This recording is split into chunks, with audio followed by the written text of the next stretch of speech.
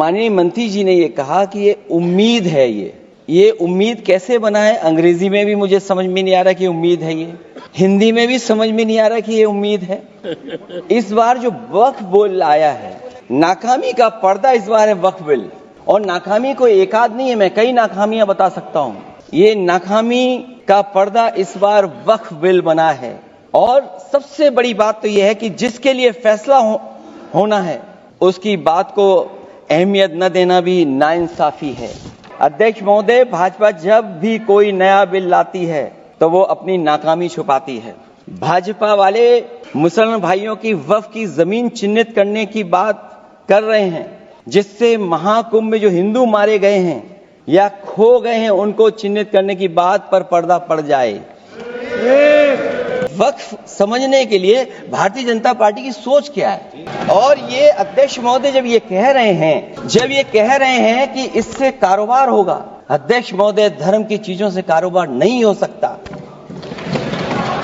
हमारे माननीय मंत्री जी कह रहे हैं कि जमीन चाहे वो रेलवे की हो, चाहे वो डिफेंस की हो, वो भारत की जमीन है। मैं भी स्वीकार करता हूं कि रेलवे की जमीन भी भारत की है, डिफेंस की भी जमीन भारत की है। क्या डिफेंस की जमीन नहीं बेची जा रही मंत्री जी? अध्यक्ष महोदय, क्या रेलवे की जमीनें नहीं बेची जा रही हैं?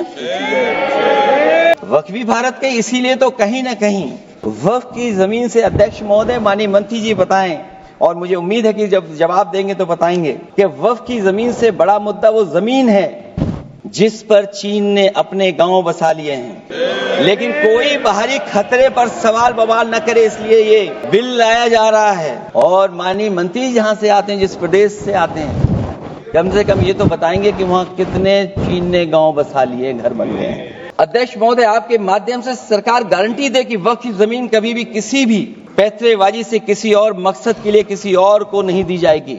वक्फ की वर्तमान व्यवस्था में चाहे 5 साल के धर्म पालन की पाबंदी की बात हो, या कलेक्टर से सर्वेक्षण के हस्तक्षेप की बात हो, या वक्फ परिषद या बोर्ड में बाहरियों को शामिल करने की बात हो, इन सब का उद्देश्य मुस्लिम भाइयों के सार्वजनिक अधिकार को छीनकर उनके महत्व और नियंत्रण को कम करना है।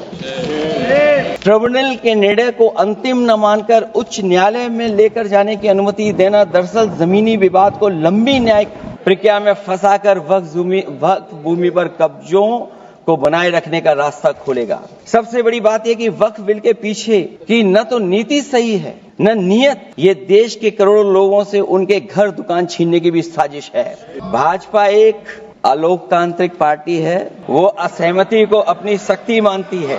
जब देश के अधिकांश राजनीतिक दल वक्फ बिल के खिलाफ हैं, तो उसे लाने की जरूरत क्या है जो जिद क्यों कर रहे हैं सरकार? वक्फ बिल का लाना भाजपा की सियासी हट है। वक्फ बिल भाजपा की सांप्रदायिक राजनीति का नया रूप है। वो तो आपको काटेगा, और इसलिए काटेगा, बाहर है लिखते सत्यमेव जयते, भाजपा अंदर असत्य बात कहते। भाजपा वक्फ बिल लाकर अपने उन समर्थकों का तुष्टीकरण करना चाहती है जो भाजपा की आर्थिक नीति, महंगाई, बेरोजगारी, बेकारी और चौपट अर्थव्यवस्था से उसे छटक गए हैं। क्योंकि अध्यक्ष महोदय, जब से वोट में गिरावट आई है, और खासकर उत्तर प्रदेश में भी, तब से भारतीय जनता पार्टी की कोशिश है कि अपना वोट कैसे संभाला जाए। ये वोट को संभालने के लिए बिल लाया गया है। भाजपा का लक्ष्य वक्फ की जमीनों पर है।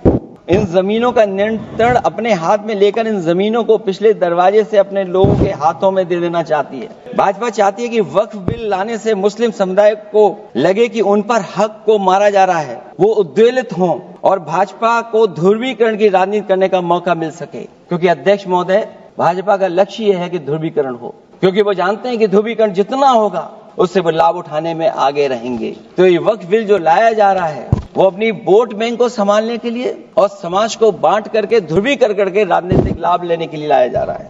वक्फ बिल के आने से पूरी दुनिया में एक गलत संदेश भी जाएगा।